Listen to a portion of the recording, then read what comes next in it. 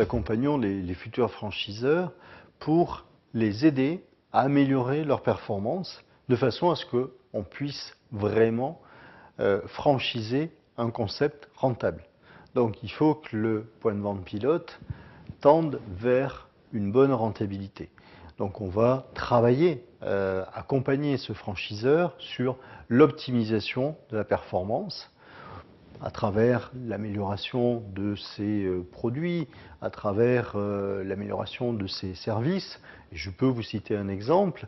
Nous avons lancé un concept en boulangerie. Au départ, c'était de la boulangerie artisanale classique. On a amené une évolution du concept pour amener ce concept vers toujours de la boulangerie artisanale, mais en plus amener une notion de naturalité qui amène un plus au concept et qui permet d'être pleinement différenciant. Alors bien évidemment, il y a des concepts qui sont déjà tout à fait rentables, on n'a pas besoin de chercher à optimiser la performance et c'est dans cette phase d'audit que nous mesurons, que nous qualifions la pertinence du concept et la rentabilité de ce concept. On a vu la rentabilité du concept.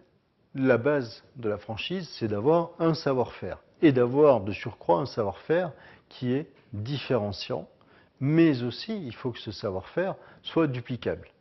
S'il n'est pas duplicable, on ne peut pas être franchiseur. Notre mission, là, consiste à faire le point avec le franchiseur pour qu'on soit en mesure de lister très précisément l'ensemble de ses savoir-faire et mesurer si chacun de ces savoir-faire est duplicable et dans quelles conditions il est duplicable. Être franchiseur, le haut de l'iceberg, c'est bien sûr un contrat et un DIP. Cette partie, oui, je la délègue à des experts, membres du collège des experts à la FFF, avocats, bien sûr. Par contre, pour définir et établir un contrat, il faut en amont avoir travaillé sur le concept et avoir travaillé sur l'approche financière. L'approche financière, c'est quel est le montant du droit d'entrée ? Quel est le montant des royalties? Qu'est-ce que l'on met en face de chacune de ces royalties? Quelle est la formation que l'on va mettre? Quelle est la durée de la formation initiale? Voilà quelques exemples d'accompagnement que nous mettons en place, d'outils que nous mettons en place. Et bien sûr, quand on a un savoir-faire, il va falloir le formaliser. Donc la formalisation de ce savoir-faire passe par la rédaction du manuel opératoire. D'avoir une boîte à outils, c'est bien, mais encore faut-il la mettre en pratique.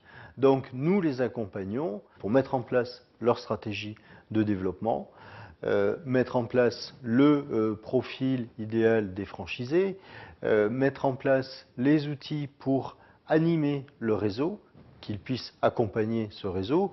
J'ai bien sûr pas parlé de la formation initiale, mais là aussi nous travaillons sur la mise en place du programme de formation initiale.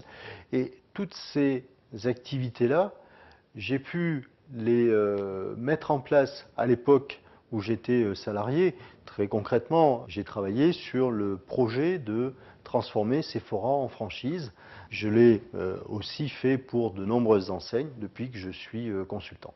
Notre volonté est vraiment de travailler dans la continuité, puisque après avoir lancé le concept en franchise, de nombreux clients continuent à travailler avec le cabinet pour l'activité du recrutement en franchise. Et donc nous leur recrutons leur premier franchisé. Et j'ai même un client qu'aujourd'hui j'accompagne sur sa stratégie commerciale et sa stratégie à l'international.